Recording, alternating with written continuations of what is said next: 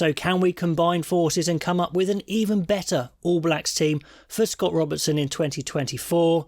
This is a response to the video that got some really good traction, the last video, saying what team he should pick for the All Blacks. And you've come up with some brilliant suggestions. So good, I wanted to make a follow-up. Combine our teams and see if it's better than my original one. I think it probably is, so thank you so much. Part of the reason I do these videos is I learn so much from you guys. So let's get straight into it. Straight away, a change in the front row. Starting Taylor at hooker. You guys said that, yeah, Takiahu's a good player, very powerful, maybe not as reliable as he could be, I don't know. And also, Asifa Omua should come into it as well. I mean, he's been a brilliant player for a long time. I remember watching him for New Zealand under-20s, and he was phenomenal then.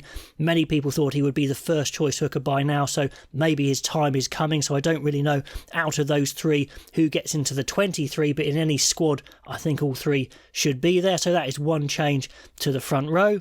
Props, everyone really in agreement. They're sport for props, but those four are head of the queue at the moment. Into the second row. Now, Scott Barrett, everyone agrees he should be there on performance. A brilliant performer, but definitely questioned my captaincy pick there. They thought maybe he's a bit ill-disciplined, maybe he hasn't shown that leadership.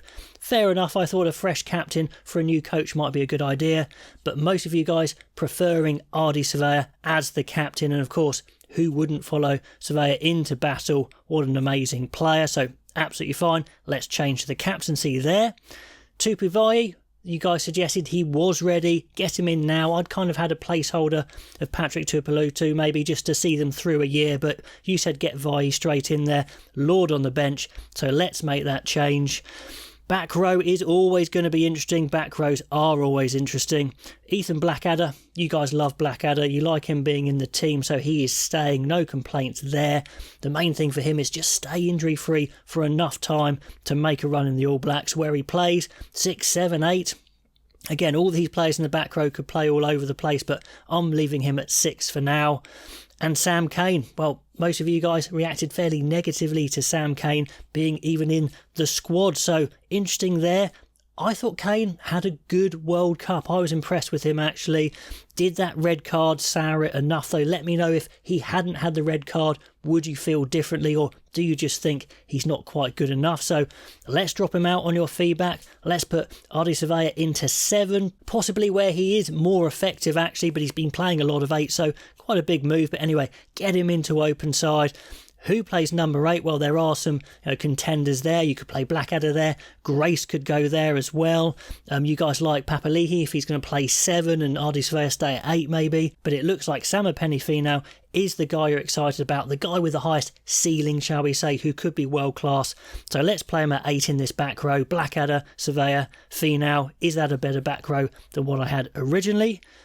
Into the backs. No argument that the replacement for this guy here, Aaron Smith, should be Cam Roigard. He's the talent.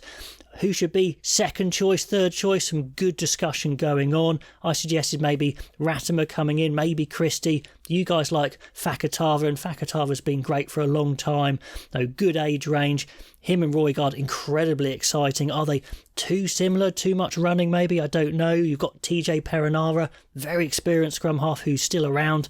He could come in, so could be a good battle at 9. But Cam Roigard absolutely starting, and Fakatava moving onto the bench. Fly half or first 5/8 is interesting.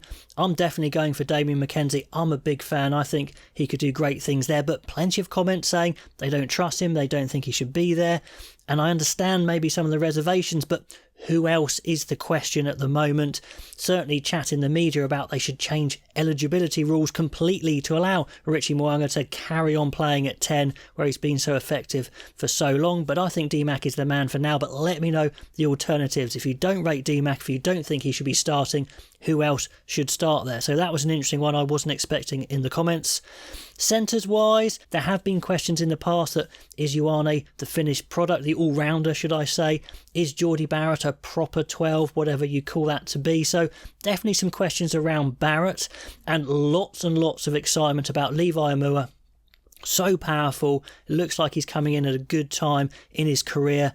So yeah, let's get Levi Amua here in our combined team. Drop Geordie Barrett to the bench where he could be incredibly effective, covering 10 centres, 15, a really good sub actually. So let me know if you think you would start Amua or if you would keep him on the bench, but everyone wanted him in there. So Amua and Rico Ioane. I mean, there are other centres around. Havili is a good all-rounder. Leonard Brown, very safe options. I'm not sure how high their ceiling is to become world-class, but we will see. But Amua, Ioane in there at the moment.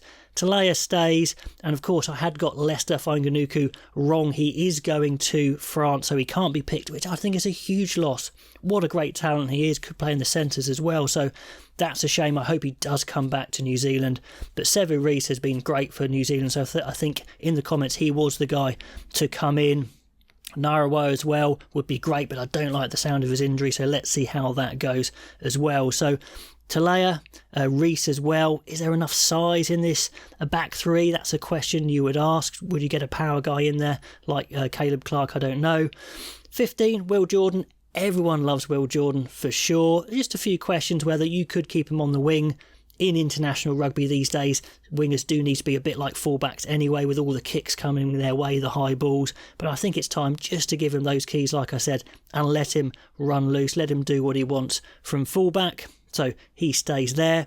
Then, like I said, a few changes on the bench there. Takiahu and Asafa Amua fighting it out for that 16 spot. I'm not quite sure who to go for there, but both great impact. Josh Lord coming onto the bench because Vai is starting. You don't think you need Tui Pelutu. Is it Papali'i? Is it Grace? Is it someone else replacing the back row? I don't know, but maybe Papali'i, maybe Grace. I'm not sure, so I'm sticking both in there at the moment with a slash. Fakatava, replacement 9. Geordie Barrett, replacement 10. Centres, maybe 15, but it does mean there's a nice open spot here to do what you want with the replacement back, to have an impact back, someone very exciting. So I think Sean Stevenson, it is his time in this sort of team, so he comes in onto the bench, could play wing, fullback, would want to come onto fullback, I'm sure. Is this combined team better than my original? I'm excited either way, but yeah, I think this one is probably more exciting. Maybe mine was a little bit safer possibly. Love all those comments. Keep them coming, guys. Appreciate especially the New Zealand fans watching my videos full stop, and I just love learning off you guys as well.